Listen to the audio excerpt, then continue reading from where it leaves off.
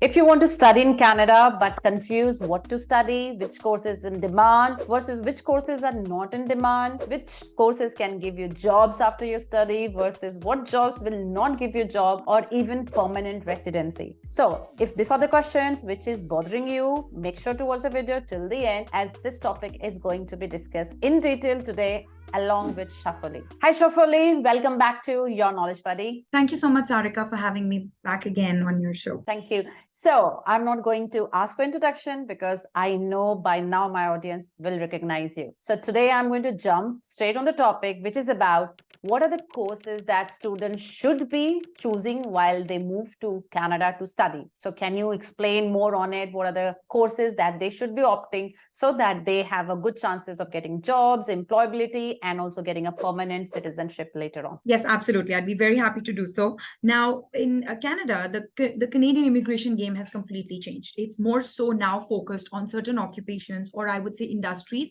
that are in demand in Canada.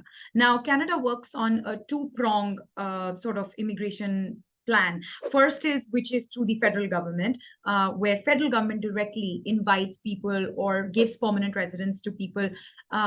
Earlier, it was just directly through your points, but now it's more so based on your experience in certain occupations that are in demand in Canada. And then there are provinces also that they decide what occupations are in demand for that particular province, what are the occupations that need more people to work in, or there are shortages. And based on that, they issue PNP nominations, so provincial nominations to people who can then ultimately apply for permanent residence in Canada. So to cut the video short, primarily, of course, we can't go too much in detail, but I can tell you at present, there are three industries that are considered hot in Canada. One is trades. The second is STEM sector, so IT primarily. And then third is healthcare. So I have actually shortlisted 10 programs under each of these categories, just to simplify it for your clients. If you have people who have experience in trade occupations or who have interest in trade industries, they can probably pursue these courses. Healthcare people can pursue those courses. And then I have some 10 courses listed under IT as well. To jump right into the courses under trade occupations, people can pursue an electrical trade course program, painting and decorating diploma, welding technician or engineering diploma. They can pursue a program in equipment technician, plumbing diploma. They can pursue a diploma in refrigeration and air conditioning. Again, it's a licensed profession, but ultimately, just based on that education, it will be easier for them to at least get a job as an apprentice. Sheet metal worker, steam fitting and pipe fitting. This is also a hugely in demand industry.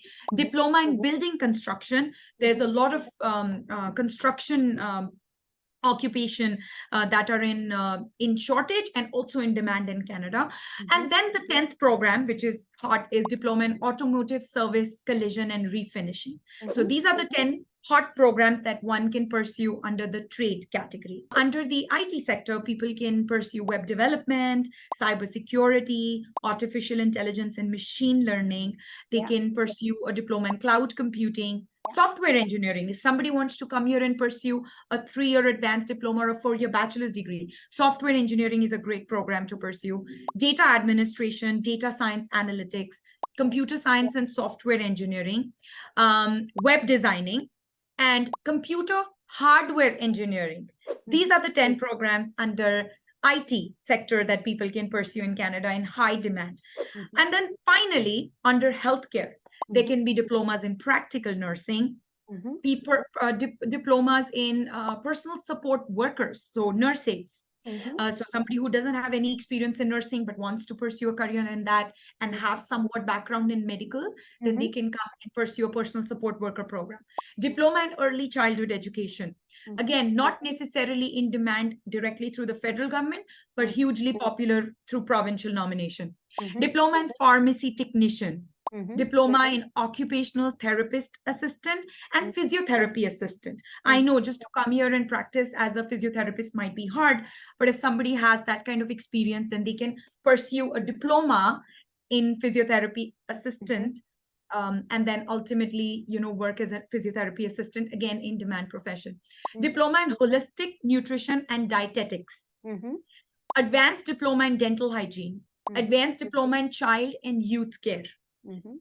Now, this could also be, with working with children with behavioral needs.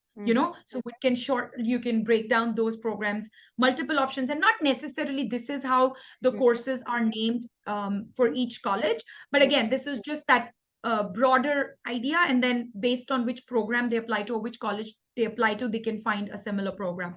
Diploma in dispensing optician. And then finally, diploma in auxiliary nursing science. So these are the 10 courses in healthcare that one can pursue. Now, one thing that everybody has to remember, just by pursuing these programs is not how you can get your permanent residence in Canada. You will have to ultimately work in that industry. But just by the fact you've studied or you've completed a program in Canada in one of those occupations, it's easier for you to enter that industry and ultimately be able to get your permanent residence in Canada. Okay, thank you very much, Shafali. So you touched upon 3 industry. Is there any more industry which you recommend people where they can also look into it or take some courses? For example, the comments that I receive from students is there's a lot about supply chain, there's a lot about, say, sports management. Nobody talks about, say, luxury brand management kinds of courses. So how's the market like there in Canada, and should students study such courses or not? See, right now, the air in Canada is all about shortage of occupation. So if somebody is coming here with a dream of ultimately settling in Canada, especially if they're coming here after high school or after only completing their diploma, before completing their bachelor's, then for them, it's important to work in one of these high occupation industries because express entry is extremely competitive. But if somebody has experience back home, they have a bachelor's degree, few years of experience, then for them, they're not limited to these programs. They can still pursue their career of their choice and then like the program of their choice and come here and work in an occupation of their choice. And ultimately, they will be able to get PR through express entry because of their bachelor's and foreign experience. Their score in general in the express entry pool is going to be higher. These programs are primarily for people who are coming to Canada after high school or just after completing a diploma with no foreign experience. It's important for them to pursue studies in occupations that are in demand so that they can ultimately get their PR. Because everybody comes here with ultimately settling down in Canada. Yeah, okay. Any piece of advice for students in terms of what courses they should not opt? If you're coming after, again, high school, I'm repeating that. If you're coming after high school, anything in business, global business management, international business management, logistics, supply chain, it's really not going to help you because it's not going to get you a job in one of these trade sectors or in occupation in demand sectors. But if you're coming after a bachelor's, then of course, I think at that point, when you're coming after a bachelor's degree with a few years of experience under your belt, you can't also suddenly just completely change your career, right? Then you stick to that same sort of industry and then build your career on that. So for them, Canada is open. The whole of Canada, all programs are open, whatever their career choices. Primarily for people after grade 12, I would recommend do not opt for business. Generic programs like business, global business management, general arts and science. These programs are not going to take you anywhere. Thank you very much, Shafali. And I hope this video is going to help all those students who are confused what to study in Canada versus what not to study. Thank you for doing this video again with me. Thank you, Shafali. You're very welcome. Bye-bye.